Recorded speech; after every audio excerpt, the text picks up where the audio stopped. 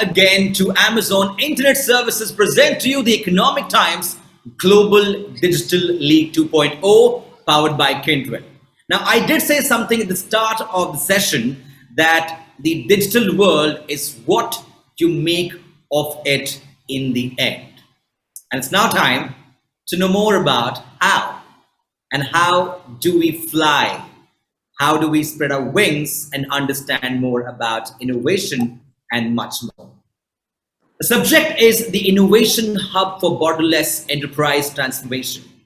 Now, GCC are now mainstream transformative strategy and innovation hub for global companies to leverage collaborative, distributive global teams. Enterprise are moving towards a cloud-first strategy as Thai look to digitally transform their infrastructure, application, and data stack for success. Now, India hosts more than 50% of the world's GCCs, and it's one of the most cloud-matured market. Hence, GCCs are also enabling to play an even more important role in scaling enterprise digital competencies and the cloud capabilities in the coming future. What better to get a set of people who master this, know more about it, and know what's going to come in the future. Very delighted to welcome our speakers. First, please welcome Vice President and Global CIO Data Analytics for GE Healthcare, Asha Johnson with us. Joining her is going to be Senior Director, Strategic Growth India ORG, Cerner Corporation, Lalitha JS. Along with the two is going to be Global and Strategic Account Business India, AISPL, Madhu Ganguly. And joining the three is going to be Senior Director of Engineering and India R&D, Site Lead, HERE Technologies, Neelesh Salgaonkar. Along with the four is going to be Chief Technology Officer, Broadridge Financial Solutions, India, Niladri. And who better than our moderator who's master in sparking a great conversation for what you're here. Please welcome our EY India Operations and Business Services partner, Mr. Arindam as a moderator for the session. And over to Arindam now. Thank you, Mithun, for that introduction. So good afternoon, everyone, and a warm welcome to all of you to this session. Before we jump into the discussion, let's just quickly set the context a bit. So what we are really talking about today are, it's really around the GCCs. If you've seen in the last couple of days, there have been a spur of articles talking about the strong impetus this sector is seeing, specifically on the number of GCCs that have been set up in the last 18 to 24 months, about 1,400 odd GCCs that are operating in the country across various functions. And one of the topics that's always very interesting when you talk about the GCC world is the kind of innovation that they are sort of enabling or leading out of their centers. And in tandem with that is the impact that we've seen on technology changes in the world, specifically the cloud, and how cloud transformation in turn is leading to innovation. So we're going to delve into a number of those areas, and with our speakers who represent very diverse backgrounds and diverse companies, and hopefully will bring very diverse perspectives to this discussion. So without further ado, let's just quickly dive into the discussion, and we'll start with you, Lalitha. And given that you're from Cerner India, somewhat on the healthcare side, healthcare information technology, can you talk to us a little bit about how the Center for Cerner has gone through an evolution in the past decade, and specifically what type of innovation activities are you contributing to the global enterprise? Sure, Arindam. Thanks for that great start. I think all of us do agree that the GCCs from India are a great value proposition, not only in transforming the enterprises, the global enterprises, but it's also creating, I'm sure, great ripples within the Indian economy as well, right? And Cerner India too has had a great role in that. So Cerner in India has been there for the last 17 years. As of now, we are across 2 cities, Bangalore, Kolkata, 3 campuses and 5,000 plus associates. right? If I were to describe the evolution of Cerner India in one acronym or one phrase that we often internally use, that would be EOL. Here, EOL stands for execution, ownership, and leadership. Right? When we started off 17 years ago, it was more of execution, right? We were executing the tasks coming in from our headquarters in US. We are a 40-year-old company, Kansas City based, and it was predominantly testing. But over the years, the way we invested in the talent growth and automation made a tremendous improvement in the productivity and quality of our deliverables. That heralded us to the next phase, which is ownership. So a lot of product development ownership came to India, and now with great collaboration that's happening across the different business units, and with our culture of innovation, we're really in the leadership position now, where we are in the forefront of influencing and leading several product roadmaps. That's been the kind of evolution of Cerner India. And if I were to talk about what kind of innovation have we contributed, right, and made a big difference to our client base and in general, Cerner globally, I would put it under two categories. The first category would be the incremental enhancements on our existing product base, and then the second would be completely new product development. So based on our strong culture of innovation, we have an innovation council. We run several activities like hackathons, ideathons, right, and office hours. A lot of ideas have taken shape and influenced the products itself. So that has really enhanced our products incrementally. And also we have a great talent pool of data scientists who build several ML models and which has plugged in intelligence to our clinical products to bring in that value to the clinical workflows of our users. These are all examples of incremental enhancements that has happened. On the other hand, the complete product development has also happened, right? From scratch, we have built several products. Another way we have looked at also product ideas is to solve problems in the emerging markets. And I think staying in India, that's given us a huge opportunity to look at what kind of issues are there in the emerging markets, right? And we've created products and solutions to solve that. And that has got also, scaled up and been used across Cerner globally. So that's in a gist of our evolution and our contribution for the wider Cerner. Fantastic, Lalitha. So thank you very much for giving us that that insight into Cerner. So what I heard from you, 17 years in the making, started with testing, and now you're into product development, innovation on various fronts. And we'll come back to that a little more in detail through the conversation, Lalitha. Now, if I just move to Asha, Asha, just staying on the healthcare side, now you belong to GE Healthcare. You've been in the country now for almost 3 decades, so clearly almost would consider you as an old timer in the GCC world, if I had to put it that way. How have you seen GE Healthcare sort of develop into an innovation hub? What kind of experimentation are you guys doing, let's say, with the startup ecosystem, with the academia? If you want to throw some light on that. Yeah, thanks, Arindam. I hope everyone is doing well, and very happy to be here as part of this panel. Arindam, as you rightly stated, right, GE has been in India for a long time. First as a market, especially in the power sector for several decades. Then as an outsourcing hub with Genpact, this was in 97. And then the research and technology hub, it's a big research and technology hub, actually the first outside of the United States, which was set up in 2000. And continuing to evolve from there to today, India is a microcosm of everything that the company does, right? It's one of the key emerging markets for our products. We do a lot of manufacturing and services capabilities. We have extremely strong research and technology capabilities. And finally, a very significant portion of the digital and data talent and capabilities are all in India. So India is definitely a big part of what happens within the company, and a big part of, if you look at the products that we, sell to our customers, they're all in high-tech industries, be it power, be it healthcare, be it aviation. A lot of that is happening across the country.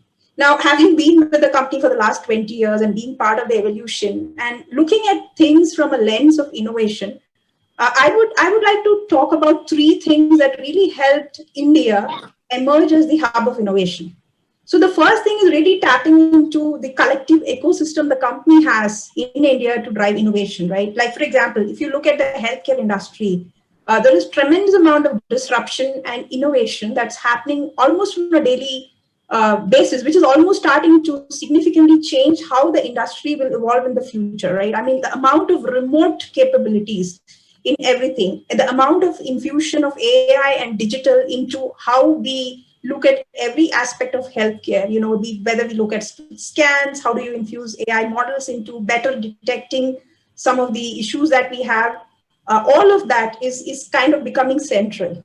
And this is where we are really taking advantage of our understanding of the domain, understanding of the market, our engineering capabilities, and our digital capabilities to really build very innovative products for the emerging markets. We have several examples of products that we have built here that are now used in other emerging markets like Africa, some parts of Southeast Asia, all of that. So that is a big impetus for us to do innovation that actually which directly aligns to our revenue streams, our kind of priorities as an organization and as a company.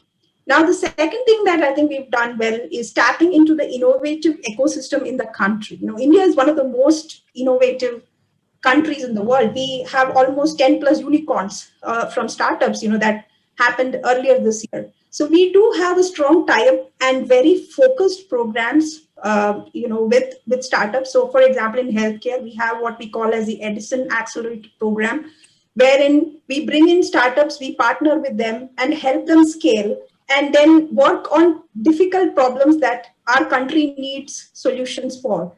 These include, some of it is purely based on technology, some of it is a combination of using equipment and technology to solve problems like how do you provide easier, faster access to healthcare?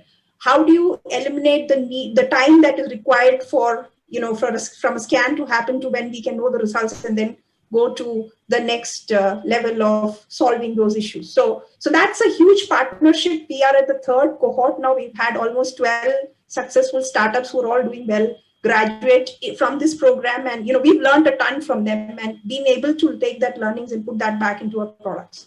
The third thing is really, we are an interesting organization, right? Healthcare is a brick and mortar kind of organization.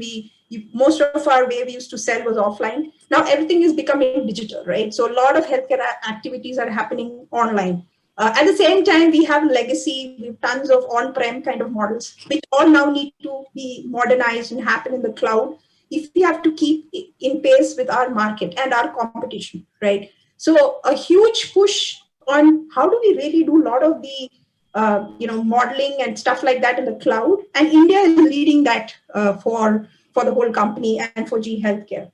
And we've evolved. I think this is our fourth or fifth year of our journey, and I think we have really had that build in a lot of the ownership of how to drive this transformation for the company based in India in global capabilities. I do such a role. There are many peers of mine who do similar roles. So to summarize, it's really about how do you tap into the collective ecosystem that the company has in India? How do you tap into the innovative ecosystem in the country to bring that innovation back into the company?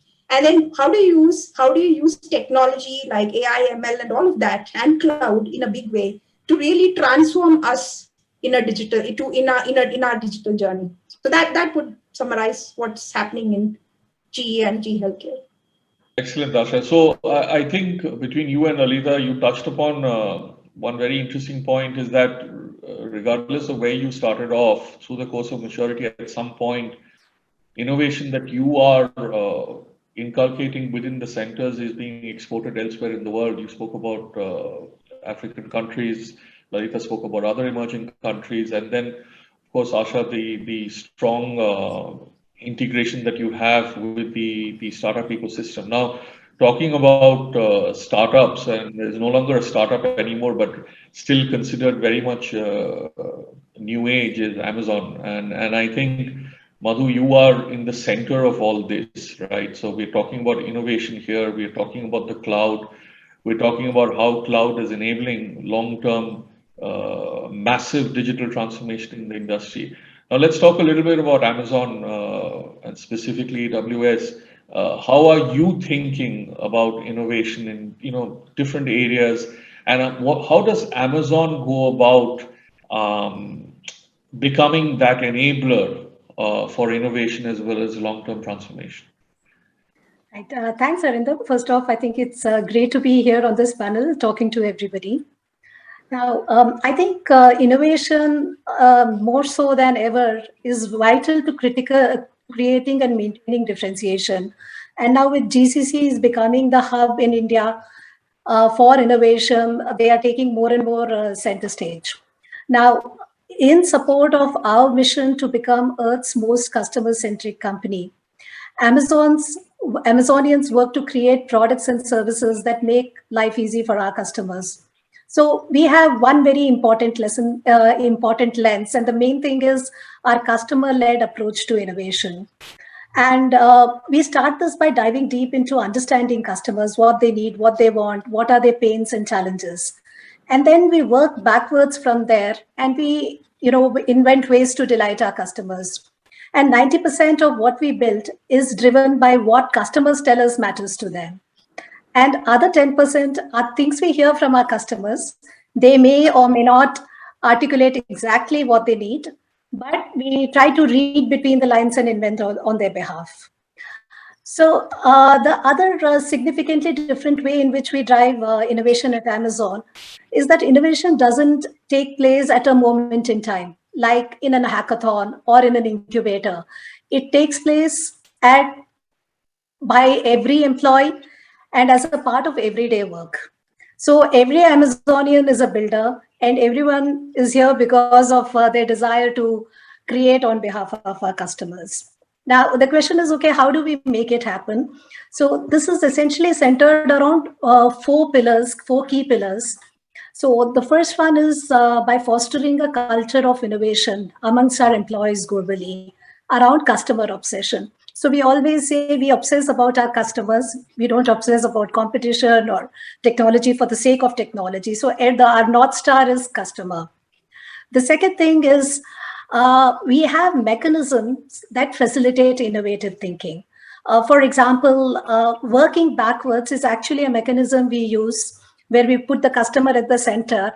And even before we start building a product, we look at creating a PR FAQ, a press release and a FAQ. The third thing is the way we organize ourselves into small empowered teams that own and create the solutions. And they own what they create. And we call this internally in our parlance, it's called a two-pizza team, because we believe a single-threaded team which cannot be fed by two pizzas is too large a team, right? And the fourth pillar is architecture. And we mean architecture in terms of designing systems and software like services. So these have to be consumed through APIs. What this does is it lends itself to loosely coupled architecture, which bring in the flexibility and agility which our solutions require. So these are the four pillars around how we organize for innovation. These are overlapping, interdependent constructs. None of these can stand on its own, but then they depend on each other. But when we put it all together, we are able to take the innovation. But in most companies, innovation is something which is managed centrally. But with these four pillars, we are actually able to take innovation and move it to the edge. When I say edge, I mean to each and every employee. And we are able to unlock the potential of everyone in our company. I'll definitely want to share some examples, but maybe the next time around, I'll share a few examples of how we do this.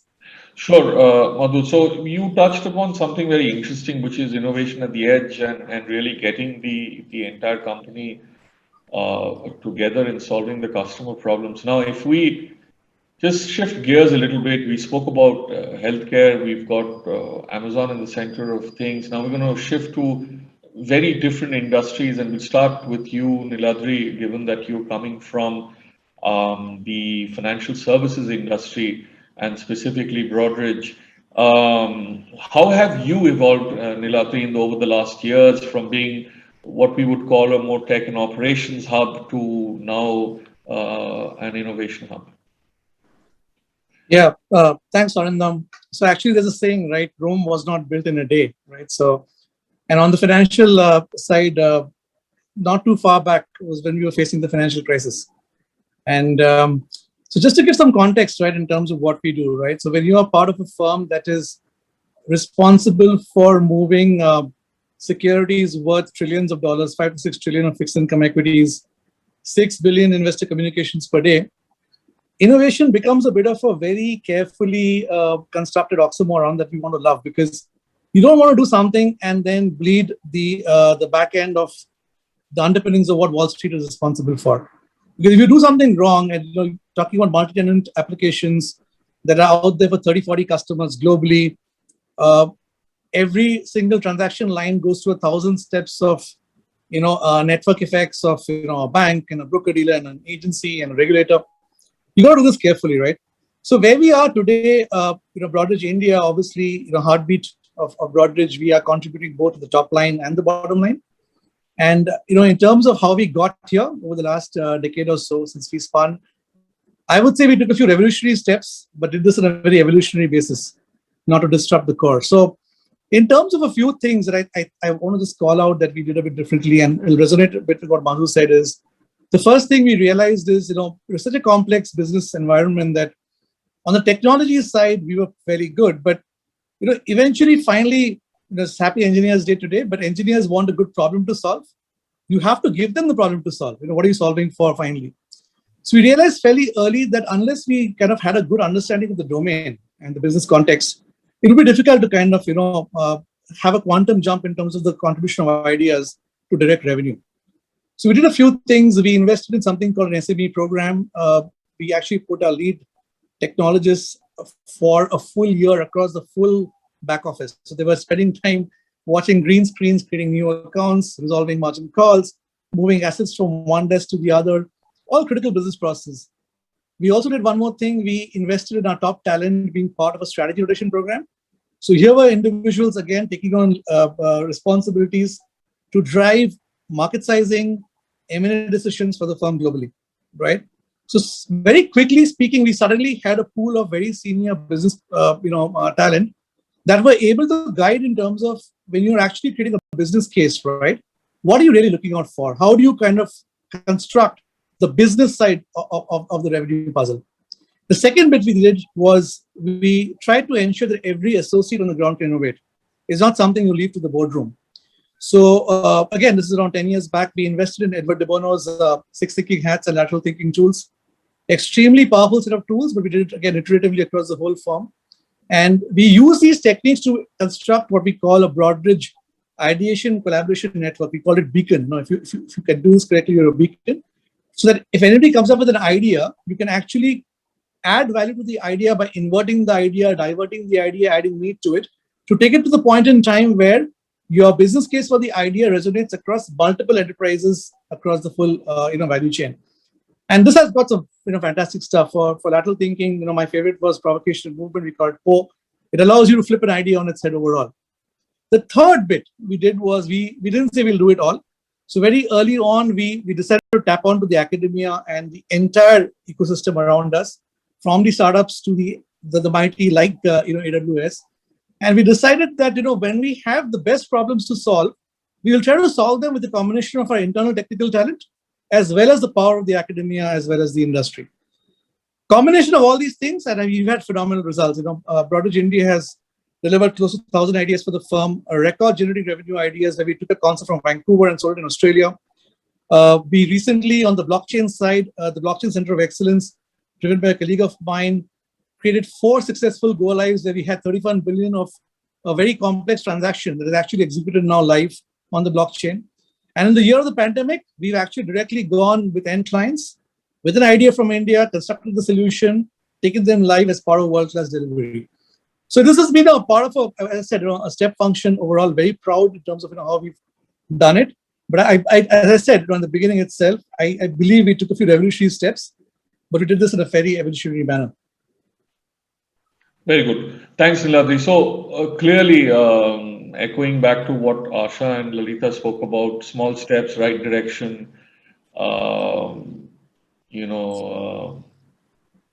it's probably the most treaded path of any successful GCC, as far as it's not just a case for innovation, but across the board in terms of making that small evolutionary steps. Now, if we move to you, Neelesh, and you come from a very interesting world, which is around mapping and location data, and And that's surely there is a lot going on in your center in terms of innovation, given that your area is very much in demand today. So maybe Nilesh, you want to touch upon a little bit about how has here technologies developed over the years, and specifically, are there any challenges that you face that you've got to overcome as you go along the innovation journey? Nilesh, you're on mute. Yeah, sure, Arindam. Pleasure to be part of this panel. Certainly, we all should be proud as a GCCs that we are contributing to close to about 1% of India's GDP. I think that's a fact we all should be proud about. For us, it has been a very interesting journey. So far, we have been in India for about a decade. We were earlier part of Nokia, and then if any of you had used the Symbian phones, right, our map was present in the Symbian phone. Since 2015, Here Technologies was carved out as a separate company entity. And since then, I think we have seen massive growth and kind of ownership, which Lalitha was talking about from the Indian context. So currently, we are close to about 4,000 employees in India, and India drives a substantial part of the global R&D. And we are all working on the global products. So our evolution so far has been, in terms of the innovation, has really been on the theme of co-innovation. And that's the way we look at everything when we interact with our ecosystem. And for us, the closest ecosystem are our customers, our partners, and our developers. So early on, we invested to build an open location platform. And we have been able to really scale it up. Recently, Omdia, which is an industry analyst, ranked us as #1 location services platform. We really intend to grow the aspect of developer network. So currently, we are at around 2 million developers who are actively involved. And that's the place where we are seeing massive growth in terms of the co-innovation possibilities. If I have to give some examples in terms of co-innovation with the customers, I think one of the very novel things which we work upon is on private mapping, which no one else in the industry is offering. And here, customers can come, they can bring their own map, augment that with our mapping capabilities and the location service capabilities, build their own custom services, and also then make it available on the marketplace. So, that's the kind of power which we are seeing in terms of innovating with the customers. On the autonomous driving field, which is very hot in the European sector as well as in the Japanese region, I think we are significantly sharing. At least we are working day to day with our customers in terms of bringing some of the use cases on board. I think for India, it's still at a very novel stage. For India, I think to mature to that place will require some time. We are seeing some sprouts, right, with the recent launches of vehicles with ADAS capabilities. We are seeing that happening in India. And as we know from the history of India, right, if something comes in, then it really accelerates and goes very, very fast. And that's what we are hoping for.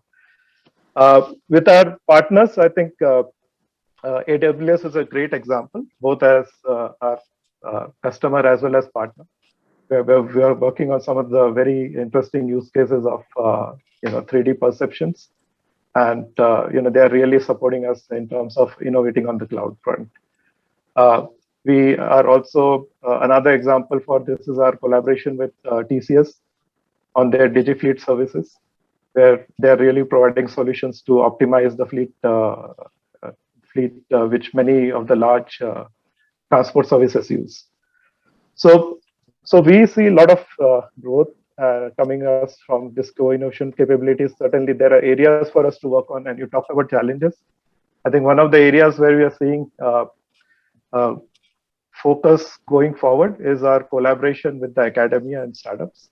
India so far has been a very closed ecosystem as far as geospatial capabilities were concerned. Now, this year, Government of India took a step to open that up. And that really opens up a big playground for many startups to venture into this field, right? So we being the pioneers in this field certainly want to play a pivotal role in shaping up the ecosystem and also kind of mentoring the startups and likes who are really interested to build capabilities in this area. Very good. Thanks, Neelesh. And this is the interesting part of these panels is you get both sides of the coin. So maybe Neelesh, you and Asha can connect at some point to exchange ideas, given the fact that she's well entrenched into the startup ecosystem, and then you spoke about that as a challenge. So it'd be good for some exchange of thoughts. Now, just a quick time check. We've got about 9 odd minutes left, or maybe 10 at the most. So there's one question that has come in, and I was really going to shift the discussion a little bit, given the fact that now we understand where you've been and how you've transformed yourself in your respective organizations. Talk a little bit about talent, but let's just turn it over on its head, because the question that has come in and is, I think, very relevant to today's day and age is, so the question is really around, have the GCCs stopped, let's say, innovation for lack of a better term, in the current hybrid environment, right? And I think that's a question that everyone has, and we've sort of discussed this over and over again in many panels. But I'm going to twist this a little bit and really merge it with the question I was going to ask you, and maybe we'll start with you, Niladri, is that given that we are operating in a hybrid environment, and given the fact that everyone's talking about innovation, everyone's talking about transformation, how are you keeping your workforce, let's say, energized, skilled, looking at that North Star and making sure that they are keeping abreast with the tech changes that are going on? And given the fact that we've been in this mode for the last 2 years or so, has anything changed from your perspective, Niladri, or is pretty much everything status quo how it was pre, let's say, COVID times?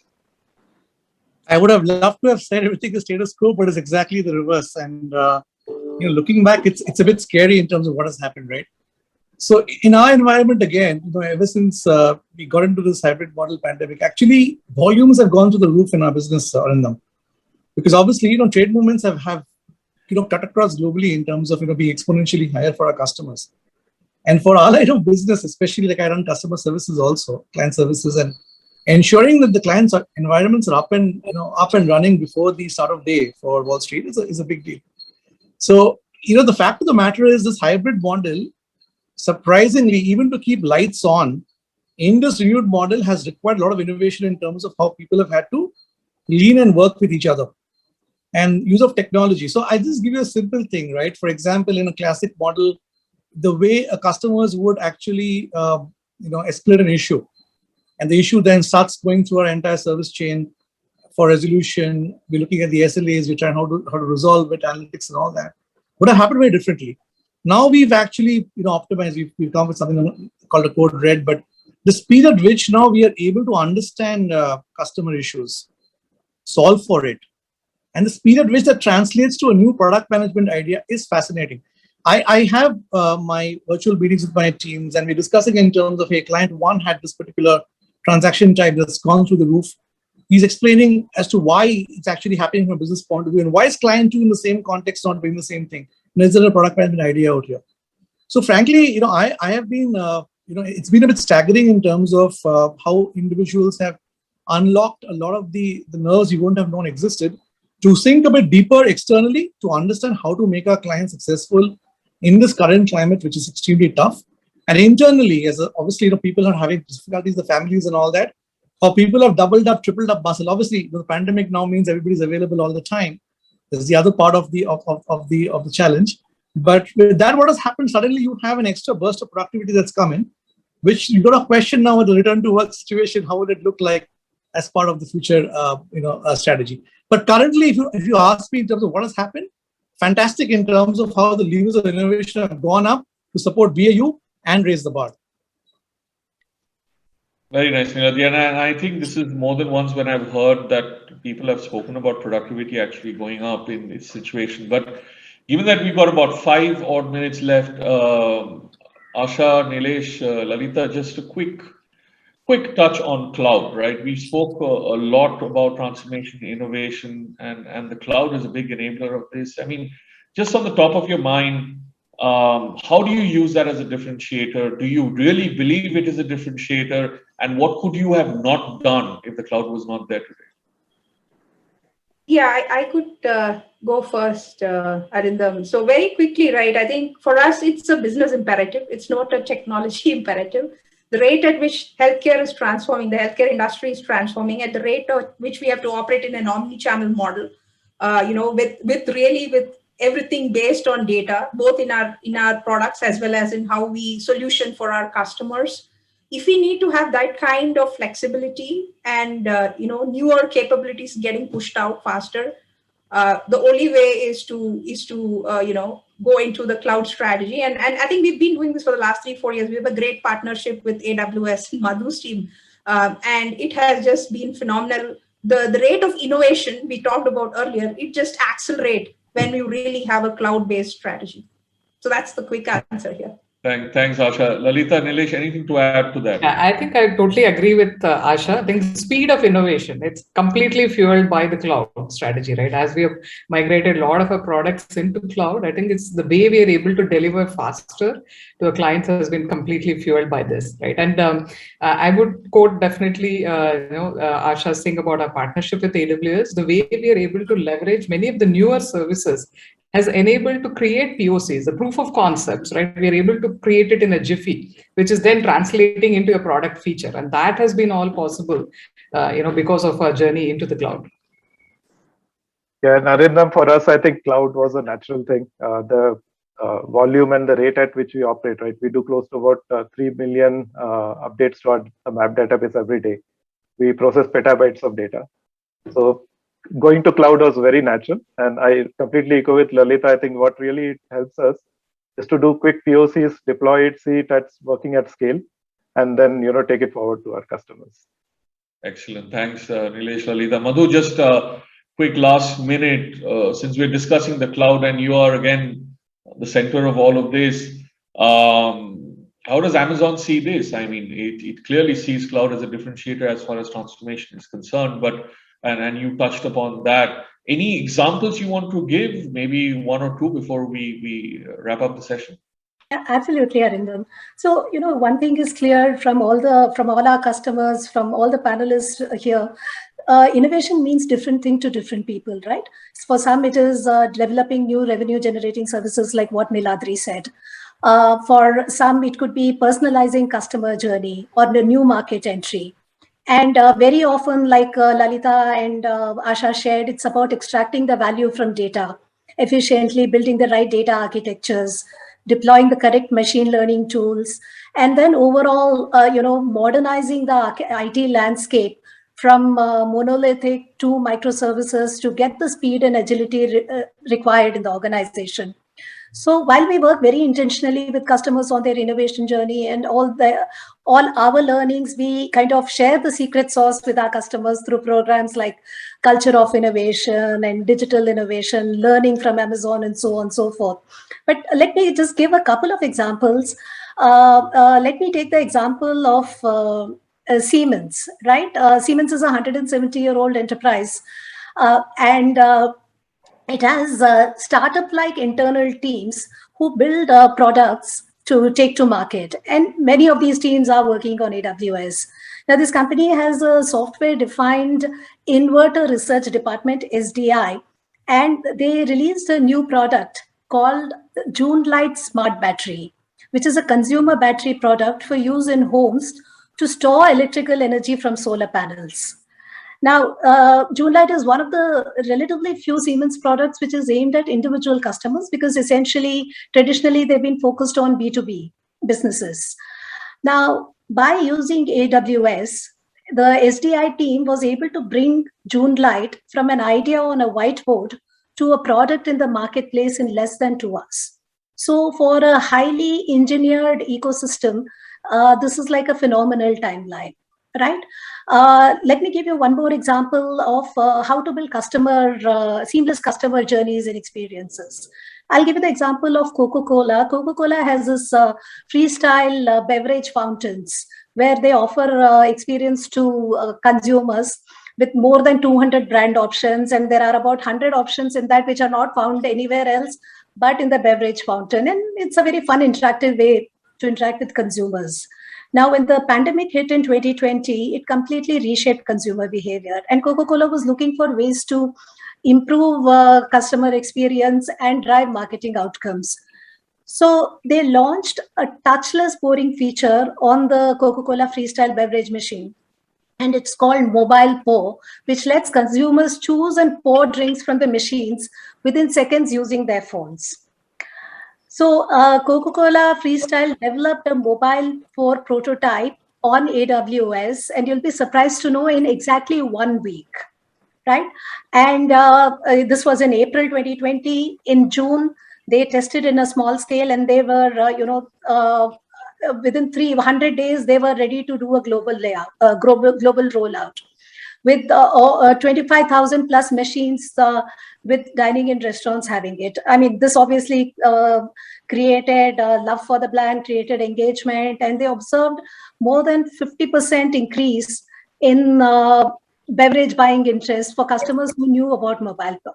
So that really is the power of cloud. And AWS cloud with more than 175 fully featured services across compute, storage, purpose-built databases, machine learning, AI, IoT, and the list goes on. So I think what we love to do is share some of our innovation principles with the customer. Everybody has their own style of innovation, and then bring it to life with the help of our technologies. Very good. Thanks, Madhu. So I think those examples really are very helpful. I think they bring this to life. I see Nitin's video on, so I'm presuming that we are now at the end of time. But you have been a wonderful set of panelists. It's been an enriching discussion. 2 years ago, we were still discussing about whether we should talk about cost arbitrage or value add, etc., when it comes to GCCs. Today, we are focusing clearly on innovation and the digital transformation agenda. I hope the viewers found this useful. Thank you so much for taking the time to join us. And back to you, Nitin. Thank you, Arindam. Indeed, very interesting. I almost felt like a student back in school, learning so much information in the last 45 minutes. I want to quickly thank Arindam again, our moderator. Of course, Asha, Lalitha, Madhu, Neelesh, Niladri as well, because that was a great set of conversation. And thank you again, indeed, of helping us understand innovation and what more with cloud. With that, ladies and gentlemen, I'm sure you enjoyed much more, but we've got much more coming your way. All you have to do is stick with us, because there's a lot to learn from, and we're just halfway through. Up next is going to be all about global capability centers, India and the world, a transformative journey. We'll be back shortly.